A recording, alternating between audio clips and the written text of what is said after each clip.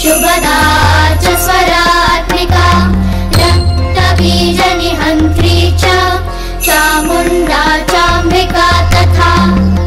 मुण्डकाय प्रहरणा धूम्रलोचनमर्दना सर्वदेवस्तुता सौम्या सुरासुरनमस्कृता सरस्वती महाभद्रा महामाया वरप्रदा श्रीप्रदा पद्मनिलया पद्माक्षी पद्मवक्त्रका कालरात्रि कलाधारा रूपसौभाग्यदायिनी वाग्देवी च वरारोहा वराही वारिजासना चित्राम्बरा चित्रगन्धा चित्रमाल्यविभूषिता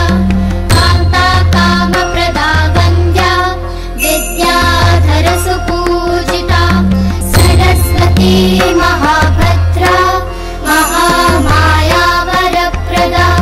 श्रीप्रदा पद्मनिलया पद्माक्षी पद्मवक्त्रका श्वेतानना नीलभुजा चतुर्वर्गा फलप्रदा चतुरानन साम्राज्या रक्तमद्या निरञ्जना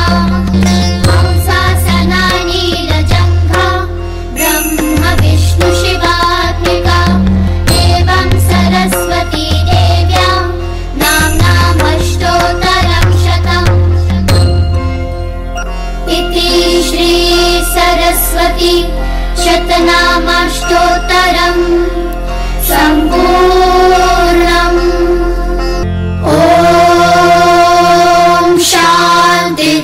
शान्ति शान्तिः।